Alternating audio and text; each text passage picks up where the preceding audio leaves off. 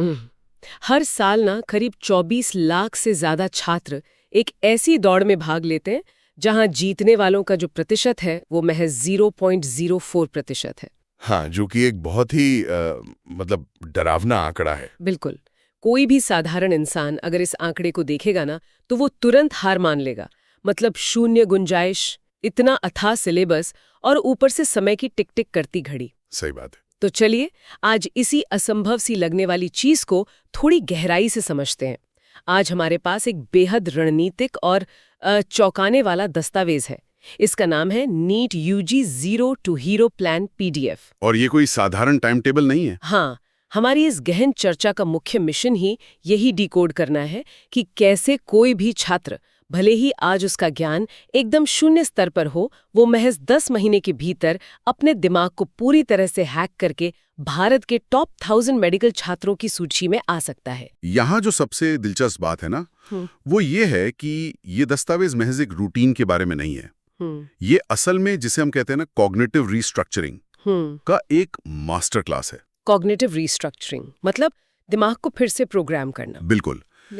ये दिमाग की वायरिंग को पूरी तरह से फिर से प्रोग्राम करने की एक थोड़ी क्रूर लेकिन बहुत ही वैज्ञानिक प्रक्रिया है। अरे वाह! ये सिखाता है कि किसी भी इंसान की क्षमता को उसके चरम तक कैसे धकेला जाए। अरे वाह! और मुझे लगता है कि यही वो कारण है जिसकी वजह से ये चर्चा उन सभी के लिए एक बहुत बड़ा आहा पल साबित होने वाली है जो इंफॉर्मेशन ओवरलोड से बचते हैं। हाँ, मतलब सिर्फ मेडिकल वालों के लिए नहीं। एकदम सही। भले ही किसी का मेडिकल की पढ़ाई या जीव विज्ञान भौतिकी से कोई दूर दूर तक नाता ना हो, लेकिन अगर किसी भी असंभव लगने वाले लक्ष्य को हासिल करना है ना, किसी विशाल पहाड़ को व्यवस्थित तरीके से काटना है, तो उसके पीछे का विज्ञान क्या है, ये समझना हर किसी के लिए बहुत प्रासंगिक है। तो इस असंभव लक्ष्य की वास्तुकला को समझने के लिए ना, सबसे पहले हमें इस चुनौती के असली आकार को मापना होगा। सिर्फ 24 लाख उम्मीदवारों और 50,000 सरकारी सीटों का अनुपात ही डरावना नहीं है। तो असली चुनौती क्या है? असली चुनौती है परफेक्शन की मांग। अगर टॉप 1000 रैंक यानी ऑल इंडिया रैंक में आना है तो 720 में से 705 या 710 अंकों की जरूरत होती है। रुको, क्या 720 में से 710? हाँ, एक भी गलत बुलबुला या बबल भरने का मतलब है आप सीधा रेस से बाहर। ये तो किसी भी मानवीय पैमाने पर सरासर पागलपन है। इसका मतलब है कि परीक्षा वाले दिन इंसान को मशीन बनना पड़ेगा। मशीन से कम नहीं। हाँ, लेकिन सिर्फ अंक ही तो चुनौती नहीं है ना, समय की कमी इससे भी बड़ा दानव है मुझे लगता है। सटीक कहा आपने। एक छात्र को 11वीं और 12वीं का 2 साल का विशाल सिलेबस, जिसे पूरा करने में स्कूलों में आमतौर पर 1800 से 2000 घंटे लगते हैं, उसे महज 10 महीने की छोटी सी अवधि में समेटना होता है। क्योंकि आखिरी के 2 महीने तो सिर्फ टेस्ट और रिवीजन के लिए रखने होते होंगे। एक भी दिन छुट्टी नहीं। एक भी दिन नहीं। इसका मतलब है कि 365 दिनों तक रोजाना 10 से 12 घंटे का गहरा फोकस। एक भी दिन ऐसा नहीं होना चाहिए जहां आपकी प्रगति शून्य हो। और ये कोई संयोग नहीं है कि टॉप मेडिकल कॉलेजों में 60% छात्र ड्रॉपर होते हैं। अच्छा, ड्रॉपर मतलब जिन्होंने 12वीं के बाद 1 साल ड्रॉप लिया है। हाँ, यानी वे युवा जिन्होंने अपनी जिंदगी का एक पूरा साल केवल और केवल इसी एक लक्ष्य की वेदी पर चढ़ा दिया। अगर मैं ऐसे एक रोजमर्रा के उदाहरण से समझूं ना, तो ये तो कुछ वैसा ही हो गया कि किसी से कहा जाए कि उसे मैराथन की पूरी 42 किलोमीटर की दूरी दौड़नी है, लेकिन उसकी गति एक 100 मीटर वाले तेज धावक या स्प्रिंटर की होनी चाहिए। और वो भी बिना रुके। हाँ, ये शारीरिक से ज्यादा मानसिक रूप से तोड़ देने वाला काम लगता है। मतलब कोई भी दिमाग इतने लंबे समय तक इस दबाव को कैसे झेलता है। और यहीं पर दस्तावेज एक बहुत ही गहरी मनोवैज्ञानिक सच्चाई को सामने लाता है। इस पूरी यात्रा में ना एक दौर आता है जिसे वैली ऑफ डिसअपॉइंटमेंट या निराशा की घाटी कहा जाता है। निराशा की घाटी ये कब आती है? दस्तावेज स्पष्ट करता है कि शुरुआती 3 महीनों में छात्र 12-12 घंटे पढ़ता है, अपना सब कुछ झोंक देता है, लेकिन जब वो मॉक टेस्ट देता है ना तो उसके अंक बिल्कुल नहीं बढ़ते। ओहो, वो तो बहुत फ्रस्ट्रेटिंग होता होगा। बहुत ज्यादा। मानसिक तनाव और खुद पर शक एकदम अपने चरम पर होता है, और ज्यादातर छात्र इसी घाटी में टूटकर हार मान लेते हैं। लेकिन इसके पीछे का विज्ञान क्या है? मेरा मतलब है, अगर कोई रोज 12 घंटे एक ही चीज पढ़ रहा है, तो दिमाग उस जानकारी को परीक्षा में उगल क्यों नहीं पाता? नतीजे तो तुरंत दिखने चाहिए ना। देखो, ऐसा इसलिए होता है क्योंकि शुरुआत में दिमाग केवल जानकारी को पैसिव रूप से ग्रहण कर रहा होता है। वो सिर्फ तथ्यों को पहचानने की कोशिश कर रहा है। अच्छा, मतलब सिर्फ पढ़ लिया और लगा कि याद हो गया। हाँ, जब छात्र किताब पढ़ता है तो उसे लगता है कि उसे सब आता है, लेकिन परीक्षा में केवल पहचानने से काम नहीं चलता। वहाँ एक्टिव रिकॉल की जरूरत होती है, वो भी एक बहुत ही सख्त समय सीमा के दबाव में। सही बात है, वहाँ तो सोचने का भी टाइम नहीं होता। बिल्कुल। दिमाग में नए न्यूरल पाथवे बनने और उन रास्तों पर तेजी से जानकारी दौड़ने में थोड़ा समय लगता है। जो छात्र शुरुआती 3 महीने के इस निराशा की घाटी में हार नहीं मानते ना, वे आखिरी 6 महीनों में अपने अंकों में एक घातीय या एक्सपोनेंशियल उछाल देखते हैं। क्योंकि तब तक उनका दिमाग उस दबाव में काम करने का आदी हो चुका होता है ना? एकदम सही। तो ये सिर्फ रटने का खेल नहीं है, ये एक तरह से अपने दिमाग की शारीरिक संरचना बदलने का खेल है। लेकिन चलिए एक कदम पीछे लेते हैं। अब जब ये स्पष्ट है कि ये निराशा की घाटी कितनी गहरी है और सिलेबस कितना विशाल है, तो सबसे बड़ा सवाल तो यही उठता है कि इस पहाड़ पर चढ़ाई शुरू कैसे की जाए? गेम चेंजर सिद्धांत पेश करता है, जिसे कहते हैं फेज्ड कमांड सिस्टम। ओके, ये क्या होता है? ये सिद्धांत साफ कहता है कि सब कुछ एक साथ पढ़ने की कोशिश करना आत्महत्या के समान है। इसके बजाय पढ़ाई एक क्रमिक और निर्भरता पर आधारित होनी चाहिए। पर यहाँ मुझे थोड़ा संशय हो रहा है। मान लीजिए किसी छात्र को 12वीं के बोर्ड एग्जाम भी देने हैं। ठीक है। उसके पास समय वैसे ही बहुत कम है और दबाव बहुत ज्यादा है। तो क्या ऐसे में 11वीं कक्षा की बेसिक चीजों पर वापस लौटना समय की सरासर बर्बादी नहीं है? मतलब घड़ी तो टिक टिक कर रही है, तो सीधे 12वीं के महत्वपूर्ण टॉपिक क्यों ना रट लिए जाएं? यह एक बहुत ही तार्किक सवाल लगता है, लेकिन दस्तावेज इसी सोच को विफलता की सबसे बड़ी सीढ़ी मानता है। अच्छा। हाँ, दस्तावेज में डिपेंडेंसी लर्निंग यानी निर्भरता आधारित शिक्षा का सिद्धांत दिया गया है। इसे ऐसे समझें, क्या कोई व्यक्ति 11वीं के वेक्टर्स और लॉज ऑफ मोशन को गहराई से समझे बिना 12वीं की इलेक्ट्रोस्टैटिक्स समझ सकता है? नहीं, बिल्कुल नहीं। ये वैज्ञानिक रूप से असंभव है। ये तो बात बिल्कुल सही है, क्योंकि अगर किसी को यही नहीं पता कि फोर्स या बल कैसे काम करता है या अलग-अलग दिशाओं में काम करने वाले बलों को कैसे जोड़ा जाता है, तो वो इलेक्ट्रिक फील्ड में किसी चार्ज पर लगने वाले बल की गणना कर ही नहीं सकता। वही तो। वो बस फॉर्मूले रटकर कुछ आसान सवाल तो निकाल लेगा, लेकिन जहां सवालों को घुमाकर पूछा गया, वहां वो पक्का फंस जाएगा। एकदम सटीक। इसलिए दस्तावेज की रणनीति ये नहीं है कि पहले पूरी 11वीं पढ़ी जाए और फिर 12वीं शुरू की जाए। तो फिर क्या है? रणनीति ये है कि 12वीं का जो भी चैप्टर शुरू होने वाला है, उससे ठीक पहले 11वीं का केवल वही हिस्सा पढ़ा जाए जिस पर वो चैप्टर निर्भर है। ओह, स्मार्ट। हाँ, दोनों को एक साथ जोड़कर पढ़ा जाना चाहिए। इसे ज्ञान का एंकरिंग कहते हैं। और जो विषय कोई बुनियादी नींव नहीं बनाते, जैसे 11वीं का सॉलिड्स के मैकेनिकल गुण, उन्हें शुरुआत में पूरी तरह से छोड़कर बाद के महीनों के लिए टाला जा सकता है। मतलब ये ऊर्जा का अंधाधुंध खर्च नहीं, बल्कि ऊर्जा का लेजर सटीक निवेश है। बिल्कुल। तो चूंकि हमने ये समझ लिया है कि विषयों को एक दूसरे से जोड़ना कितना जरूरी है, तो अब सवाल ये उठता है कि क्या हर विषय को पढ़ने का तरीका भी एक जैसा होना चाहिए? अक्सर देखा जाता है कि छात्र जीव विज्ञान, रसायन विज्ञान और भौतिकी को एक ही तरीके से, यानी बस किताब खोलकर रटने लगते हैं। हाँ, और ये बहुत बड़ी गलती है। दस्तावेज बताता है कि बायोलॉजी और फिजिक्स के साथ एक जैसा बर्ताव करना हार की पक्की गारंटी है। हर विषय दिमाग के एक अलग हिस्से की मांग करता है। यहाँ बात सच में बहुत ही रोचक हो जाती है। जी हाँ, सफलता इसी बात में है कि हर विषय के व्यक्तित्व को गहराई से समझा जाए। अगर हम वह जीव विज्ञान यानी बायोलॉजी से शुरू करें, तो ये पूरे 720 में से 360 अंकों का, यानी परीक्षा का 50% आधार है। आधा पेपर तो यही है। बिल्कुल। यहाँ 340 से 360 अंक लाने का लक्ष्य रखा जाता है। और तथ्य ये है कि 95 से 100% प्रश्न सीधे एनसीईआरटी की किताबों की लाइनों, तालिकाओं और चित्रों से आते हैं। तो अगर सब कुछ किताब से ही आना है, तो क्या इसका मतलब ये है कि बस एक हाइलाइटर लेके किताब को 10 बार पढ़ लिया जाए? नहीं, और यही वो गलती है जो लाखों छात्र करते हैं। दस्तावेज स्पष्ट करता है कि पैसिव रीडिंग यानी बस कहानी की तरफ पढ़ते रहने से काम नहीं चलेगा। इसके लिए इनवर्ड आउटवर्ड मास्टरी चाहिए। Inward outward mastery? हाँ, पैसिव रीडिंग का मतलब है सिर्फ ये याद कर लेना कि माइटोकॉन्ड्रिया सेल का पावर हाउस है, लेकिन इनवर्ड आउटवर्ड मास्टरी का मतलब है हर जानकारी को 3D में सोचना। ये सवाल पूछना कि अगर माइटोकॉन्ड्रिया ने काम करना बंद कर दिया, तो सेल के कौन से अन्य अंग सबसे पहले फेल होंगे। ये हर छिपे हुए अर्थ को डिकोड करना है। अरे वाह, ये एक बहुत ही शानदार नजरिया है। मैंने पढ़ा था कि दस्तावेज में विजुअल मेमोरी बनाने पर भी बहुत जोर दिया गया है। हाँ बिल्कुल। मतलब अगर किताब में कोई डायग्राम है, मान लीजिए मानव हृदय का, तो आपको सिर्फ उसके हिस्सों के नाम याद नहीं करने हैं। आपको ये सोचना है कि अगर कोई वाल्व ठीक से बंद नहीं हुआ तो खून का बहाव कैसे उल्टा होगा। सटीक। और जहां भी किताब में कोई अपवाद या एक्सेप्शन लिखा है ना, वो असल में एक संभावित प्रश्न है जो पेपर बनाने वाले का ध्यान जरूर खींचेगा। बिल्कुल सही कहा आपने। और शब्दावली का सटीक वैज्ञानिक ज्ञान होना तो अनिवार्य है। अब अगर हम रसायन विज्ञान या केमिस्ट्री की ओर बढ़ें, जहां लक्ष्य 160 से 180 अंकों का होता है, तो ये अपने आप में 3 बिल्कुल अलग-अलग विषयों का संगम है, जिन्हें एक ही लाठी से नहीं हाँका जा सकता। हाँ, फिजिकल, इनऑर्गेनिक और ऑर्गेनिक केमिस्ट्री, ये तीनों तो बिल्कुल अलग-अलग जानवर हैं जिनकी प्रकृति एक दूसरे से मेल ही नहीं खाती। सही कहा। फिजिकल केमिस्ट्री पूरी तरह से गणितीय तर्क और फॉर्मूलों के पीछे की कहानी पर निर्भर है।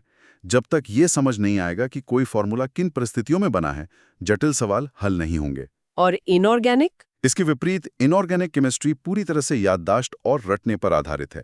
क्योंकि मानव दिमाग की याद रखने की क्षमता समय के साथ घटती है, इसलिए इसमें रोजाना फ्लैश कार्ड्स का इस्तेमाल करके स्पेस रेपिटेशन के जरिए पीरियोडिक ट्रेंड्स को रटना जरूरी है।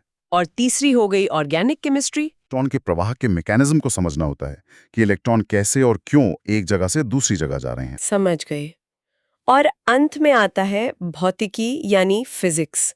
मैंने देखा है दस्तावेज इसे रैंक तय करने वाला विषय या रैंक डिफरेंशिएटर कहता है। हाँ, इसका लक्ष्य 140 से 160 अंक है। यही वो विषय है जो टॉप 1000 रैंकर्स को बाकी 23,99,000 छात्रों से अलग करता है। ऐसा क्यों? क्या ये बहुत कठिन है? ऐसा इसलिए क्योंकि अधिकांश छात्र भौतिकी के सवालों को देखते ही डर जाते हैं। वे कॉन्सेप्ट से ज्यादा गणित में उलझ जाते हैं। इसके लिए दस्तावेज की सबसे सटीक रणनीति है एक फॉर्मूला बैंक बनाना। फॉर्मूला बैंक मतलब सारे फॉर्मूले एक जगह लिख लो। हाँ, लेकिन ये बाजार में मिलने वाली कोई साधारण फॉर्मूलों की सूची नहीं है। हर फॉर्मूले के साथ ये स्पष्ट रूप से लिखा होना चाहिए कि वो किस विशिष्ट स्थिति या कंडीशन में लागू होगा और कब विफल हो जाएगा। मतलब अगर कोई v = u + at का फॉर्मूला रटकर बैठा है, तो उसे ये भी पता होना चाहिए कि ये फॉर्मूला केवल और केवल तभी काम करेगा जब त्वरण या एक्सेलरेशन स्थिर हो। बिल्कुल। अगर त्वरण बदल रहा है तो ये फॉर्मूला एकदम कचरा है। ये तो वैसा ही हुआ कि आपके पास एक बेहतरीन हथौड़ा है, लेकिन आपको ये पता होना चाहिए कि वो हथौड़ा कील ठोकने के काम आएगा, पेंच कसने के नहीं। बेहतरीन उदाहरण आए। अगर हम इस पूरे विषयवार विश्लेषण को व्यापक संदर्भ से जोड़ें तो यहाँ जो सबसे दिलचस्प बात है वो ये है कि सफलता गधे की तरह आंख बंद करके मेहनत करने में नहीं है, बल्कि हर विषय की कमजोरी को जानकर उसके अनुसार एक अलग हथियार चुनने में है। सही बात है, लेकिन थ्योरी समझना एक बात है और उसे लागू करना दूसरी। एक छात्र ने सब कुछ समझ लिया, बेहतरीन नोट्स बना लिए, लेकिन जैसे ही उसके सामने मल्टीपल चॉइस क्वेश्चन या एमसीक्यूज आते हैं, उसके हाथ क्यों कांपने लगते हैं? ये एक बहुत आम समस्या है। मतलब पसीना क्यों आता है? जो चीज घर पे आसानी से हल हो जाती है, वो टेस्ट सेंटर में हवा क्यों हो जाती है? दस्तावेज इसे बहुत ही वैज्ञानिक तरीके से सवालों का डर या क्वेश्चन फोबिया कहता है। ये कोई कमजोरी नहीं है, बल्कि ये दिमाग के एमिगडाला हिस्से द्वारा पैदा किया गया एक रक्षा तंत्र है। एमिगडाला मतलब हमारा सर्वाइवल इंस्टिंक्ट। हाँ, जब किसी व्यक्ति का माइंडसेट फिक्स्ड होता है तो वो हर गलत जवाब को अपनी व्यक्तिगत हार या बेइज्जती मान लेता है। दिमाग उस दर्द से बचने के लिए सवालों से दूर भागता है। ओह, तो ये साइकोलॉजिकल है। बिल्कुल, लेकिन टॉप रैंक हासिल करने के लिए ग्रोथ माइंडसेट चाहिए, जहां एक गलत जवाब हार नहीं है, बल्कि ज्ञान के नक्शे में एक खाली जगह है जिसे बस एक नया कॉन्सेप्ट सीखकर भरना है। लेकिन सदियों पुरानी इंसान की इस दिमागी वायरिंग को, इस डर को खत्म कैसे किया जाए? इसके लिए दस्तावेज में एक 4 चरणीय यानी 4 स्टेप डिसेंसिटाइजेशन प्रक्रिया बताई गई है। डर खत्म करने की प्रक्रिया? हाँ, और ये न्यूरोलॉजी पर आधारित है। पहला चरण बहुत ही रोचक है। पहले हफ्ते छात्र को कुछ भी हल नहीं करना है, केवल 50 हल किए हुए उदाहरणों को ध्यान से देखना है। 1 मिनट बिना पेन उठाए सिर्फ देखना है? ऐसा क्यों? क्योंकि जब दिमाग पर खुद से सही जवाब ढूंढने का दबाव नहीं होता, तो उसका कॉग्निटिव लोड कम हो जाता है। अच्छा। तब एमिगडाला का डर वाला हिस्सा शांत रहता है और प्रीफ्रंटल कॉर्टेक्स केवल यह समझने पर ध्यान लगाता है कि एक विशेषज्ञ उस सवाल को कैसे सोचता है, डेटा कैसे निकालता है और कौन सा लॉजिक लगाता है। ये डर को बाईपास करने का वैज्ञानिक तरीका है। ये तो सच में कमाल का तरीका है। मतलब सीधे युद्ध के मैदान में तलवार लेकर नहीं कूदना है, पहले दूर खड़े होके कुशल योद्धाओं के दांव पेंच देखने हैं। बिल्कुल। और इसके बाद के चरण क्या है? दूसरा चरण है बिना किसी समय की पाबंदी के 20 सवालों को धीरे धीरे हल करना। मतलब दिमाग को संघर्ष करने का समय देना। हाँ, अटकने देना। तीसरा चरण है जब लॉजिक साफ हो जाए तो पैटर्न पहचानने के लिए एक बार में 50 से 100 एमसीक्यूज का तेजी से अभ्यास करना, क्योंकि प्रतियोगी परीक्षाओं में अक्सर एक ही तरह के सवाल बस अंक बदलकर पूछे जाते हैं। Pattern recognition. और अंतिम चरण है 45 मिनट का टाइमर लगाकर परीक्षा जैसे भारी दबाव का अनुकरण या सिमुलेशन करना। ये बिल्कुल वैसा ही है जैसे कोई सेना युद्ध से पहले मॉक ड्रिल करती है। बिल्कुल सही। और जब हम गलतियों के विश्लेषण की बात करते हैं ना, तो मुझे दस्तावेज की उस चीज की याद आ रही है जिसने मुझे सबसे ज्यादा प्रभावित किया, त्रुटि पुस्तिका या एरर बुक। अगर मैं ऐसे एक एनालॉजी दूं तो ये एरर बुक किसी क्रिकेट टीम के पोस्ट मैच वीडियो एनालिसिस की तरह है। इसे थोड़ा और विस्तार से समझाइए। मतलब जब कोई महान बल्लेबाज आउट होता है तो वो ड्रेसिंग रूम में जाकर केवल ये सोचकर निराश नहीं होता कि वो 0 पर आउट हो गया, वो तो सिर्फ अंतिम स्कोर देखना हुआ है ना। हाँ, उससे तो कुछ नहीं सीखेगा वो। बिल्कुल। वो वीडियो रिप्ले में जाता है और बहुत ही सूक्ष्म स्तर पर एनालिसिस करता है। वो दर्ज करता है कि क्या उसका पैर गलत जगह पड़ा था, जो कि परीक्षा में कैलकुलेशन की गलती के समान है। सही है। या फिर उसे गेंद की स्पिन और टर्न ही समझ नहीं आई थी, जो एक कॉन्सेप्ट की गलती है। दस्तावेज के अनुसार ये एरर बुक आखिरी महीनों में सबसे शक्तिशाली रिवीजन टूल बन जाती है, क्योंकि इसमें केवल वही होता है जो छात्र को नहीं आता। एकदम सही। आप नई चीजें सीखकर आगे नहीं बढ़ सकते अगर आप पुरानी गलतियों को बार बार दोहरा रहे हैं। लेकिन यहाँ एक और चुनौती है। वो क्या? ये सारी बेहतरीन रणनीति, कॉग्निटिव रीस्ट्रक्चरिंग और एरर बुक, ये तब तक कागज पर ही रहते हैं जब तक कि उसे रोजमर्रा की दिनचर्या में ना ढाला जाए। बिना निर्मम निष्पादन या एग्जीक्यूशन के कोई भी रणनीति शून्य है। तो ये 12 घंटे की दिनचर्या या रूटीन असल में काम कैसे करता है?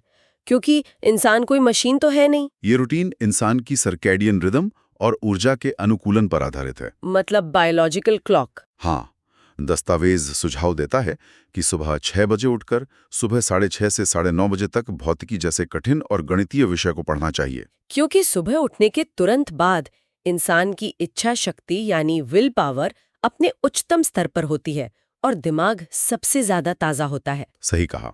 और दोपहर के समय जब खाना खाने के बाद स्वाभाविक रूप से थोड़ी सुस्ती आती है, या रात के समय जब दिमागी ऊर्जा कम होने लगती है, तब जीव विज्ञान जैसे थियरी और ज्यादा विजुअल वाले विषयों को पढ़ना चाहिए। ये तो हो गई घर पर खुद को कैसे मैनेज करना है उसकी बात। लेकिन इस पूरे सफर में बाहरी मदद यानी कोचिंग का क्या रोल है? बाजार में तो हजारों विकल्प है। देखो, कोचिंग का चुनाव विशुद्ध रूप से छात्र के अनुशासन के स्तर पर निर्भर करता है। अगर किसी में आत्म अनुशासन की भयंकर कमी है तो उसे ऑफलाइन कोचिंग में जाना चाहिए, क्योंकि वहां सामने टीचर होता है। हाँ, वहां एक जबरदस्त अनुशासन होता है, शिक्षकों का डर होता है। लेकिन अगर कोई ऑनलाइन पढ़ना चाहता है, जो कि जाहिर तौर पर सस्ता है और देश के बेहतरीन शिक्षकों तक पहुंच देता है, तो उसे एक बहुत ही सख्त कदम उठाना होगा, जिसे दस्तावेज डिजिटल दुनिया को साफ करना या टेक्नोलॉजी सैनिटाइजेशन कहता है। मतलब सिर्फ फोन से सोशल मीडिया ऐप्स को डिलीट करना काफी नहीं है। नहीं, बिल्कुल नहीं। इसका मतलब है क्रोनोइड या फॉरेस्ट जैसे फोकस ऐप्स का इस्तेमाल करना, ताकि पढ़ाई के वक्त स्क्रीन पूरी तरह से ब्लॉक हो जाए, कोई भी नोटिफिकेशन ध्यान भंग ना कर सके। ये तो बहुत जरूरी है आज के समय में। हालांकि दिलचस्प बात यह है कि डेटा बताता है कि हाइब्रिड मॉडल, जहां छात्र थ्योरी ऑनलाइन दुनिया के बेहतरीन शिक्षकों से पढ़ता है, लेकिन मॉक टेस्ट देने और डाउट सॉल्व करने के लिए ऑफलाइन सेंटर जाता है, उसकी सफलता दर सबसे अधिक लगभग 96.6% है। ये एक बहुत ही व्यवहारिक अप्रोच है। लेकिन इन सब अचूक रणनीतियों के बावजूद कुछ तो ऐसा होगा जहां छात्र फिसल जाते हैं। वे कौन सी गंभीर गलतियां हैं जो इस पूरी मेहनत पर पानी फेर सकती हैं? 3 सबसे खतरनाक गड्ढे हैं जिनसे बचना चाहिए। पहली गलती है 12वीं के बोर्ड एग्जाम को नजरअंदाज कर देना। अच्छा। हाँ, अगर किसी कारण से बोर्ड एग्जाम में भौतिकी, रसायन विज्ञान और जीव विज्ञान मिला के 50% एग्रीगेट अंक नहीं आए, तो आपकी 10 महीने की नीट की तैयारी किसी काम की नहीं। आप परीक्षा में बैठने के योग्य ही नहीं माने जाएंगे। उफ, ये तो वैसा ही हुआ कि आपने एक 100 मंजिला शानदार इमारत का ब्लूप्रिंट तैयार कर लिया, दुनिया के सबसे बेहतरीन इंजीनियर बुला लिए, लेकिन जिस जमीन पर वो इमारत बननी थी उसे खरीदने के कागजात ही तैयार नहीं किए। बिल्कुल सटीक उदाहरण है। बिना नींव के सब हवा में है। और दूसरी गलती? दूसरी बड़ी गलती है YouTube के वन शॉट वीडियो को बिना हाथ में पेन उठाए किसी वेब सीरीज या टीवी शो की तरह देखना। अरे, ये तो बहुत लोग करते हैं। हाँ, लेकिन जब तक छात्र खुद कागज पर समीकरण हल नहीं कर रहा है, तब तक उसके दिमाग में कोई न्यूरल पाथवे नहीं बन रहा है। वो केवल एक पैसिव दर्शक है। सही बात है। और तीसरी गलती है परफेक्शन ट्रैप या पूर्णता का जाल। Perfection trap. क्या इसका मतलब ये है कि जब छात्र सोचते हैं कि जब तक उन्हें एक चैप्टर के 100% सवाल सही नहीं आ जाते, या जब तक वे एक ही टॉपिक के हर मुमकिन सवाल को हल नहीं कर लेते, तब तक वे अगले चैप्टर पर नहीं जाएंगे? बिल्कुल। ये तो एक दलदल की तरह लगता है, जहां इंसान जितना ज्यादा परफेक्शन खोजता है उतना ही वो सिलेबस में पीछे छूटता जाता है। आप बिल्कुल सही समझे। परफेक्शन के चक्कर में छात्र एक कठिन अध्याय पर 2 हफ्ते बर्बाद कर देता है और अंत में आसान अध्यायों को पढ़ने का समय ही नहीं बचता। तो फिर क्या करना चाहिए? छात्र को बस अपना शेड्यूल पूरा करते हुए आगे बढ़ना चाहिए। जो कठिन है उसे बाद के रिवीजन के लिए छोड़ देना चाहिए। लेकिन अगर इसी तरह तेजी से आगे बढ़ते गए और कुछ टॉपिक छूट गए, तो बैकलॉग का क्या होगा? ये तो किसी भी तैयारी करने वाले छात्र का सबसे बड़ा और सबसे डरावना सपना होता है कि पुराना सिलेबस जमा होता जा रहा है। और इसी डर को जड़ से खत्म करने के लिए दस्तावेज में 60-40 का एक बहुत ही व्यावहारिक नियम दिया गया है। 60-40 का नियम। हाँ, छात्र को रोज के कुल पढ़ाई के समय का 60% केवल वर्तमान में चल रहे टॉपिक को देना चाहिए, ताकि कम से कम आज का पढ़ा हुआ कल का बैकलॉग न बने। ओके। और बाकी का 40%? बचे हुए 40% समय को पुराने छूटे हुए अध्यायों को पूरा करने में लगाना चाहिए। और एक सबसे अहम बात, जिस पर यह पूरी तैयारी टिकी है, अगर किसी भी मॉक टेस्ट में नंबर कम आते हैं तो रोने, उदास होने या खुद को कोसने के बजाय 24 घंटे के भीतर मिस्टेक ऑडिट करना अनिवार्य है। Mistake audit? हाँ, ये पता लगाना कि गलती कहाँ हुई, क्यों हुई, और उसे अपनी एरर बुक में दर्ज करना। तो इन सभी चीजों को मिलाकर देखें तो निष्कर्ष क्या निकलता है? अगर हम इस पूरी गहन चर्चा और इस दस्तावेज के सार को समेटें, तो ये बात शीशे की तरह पारदर्शी हो जाती है कि ये तैयारी केवल जीव विज्ञान के डायग्राम या भौतिकी के फॉर्मूले रटने के बारे में बिल्कुल नहीं है। नहीं, बिल्कुल नहीं। ये चरम स्तर की एकेडमिक इंजीनियरिंग है। ये भावनाओं को किनारे रखकर एकदम क्लिनिकल निष्पादन के बारे में है। एक तरह से देखा जाए तो ये मेडिकल पेशे के लिए भविष्य में आवश्यक सटीकता, मानसिक सहनशक्ति और भारी दबाव को झेलने की क्षमता की पहली असली परीक्षा है। इसमें कोई शक नहीं है। ये कोई जादुई छड़ी नहीं है, बल्कि एक अत्यंत व्यवस्थित और वैज्ञानिक प्रक्रिया है जो एक औसत दिमाग को एक असाधारण और अचूक मशीन में बदल देती है। और यही अद्भुत वैज्ञानिक प्रक्रिया हमें हमारे अंतिम विचार की ओर ले जाती है। आज हमने देखा कि कैसे महज 0.04% सफलता दर वाले एक अत्यंत क्रूर और प्रतिस्पर्धी एग्जाम को एक व्यवस्थित फेज्ड कमांड सिस्टम और अपनी गलतियों का आईना दिखाने वाली एरर बुक के जरिए क्रैक किया जा सकता है। बिल्कुल। अब सोचने वाली बात यह है कि अगर इंसान इस तरह के निर्मम मूल्यांकन और रोजमर्रा के इस वैज्ञानिक सिस्टम को अपने व्यक्तिगत जीवन, अपने करियर या किसी भी असंभव लगने वाले प्रोजेक्ट पर लागू करे, तो उसके क्या परिणाम होंगे? क्या हम सब अपनी जिंदगी की निराशा की घाटी में सिर्फ इसलिए फंसे हुए हैं क्योंकि हमने आज तक अपनी गलतियों को सुधारने के लिए कोई एरर बुक नहीं बनाई है? इस पर गहराई से विचार जरूर कीजिएगा।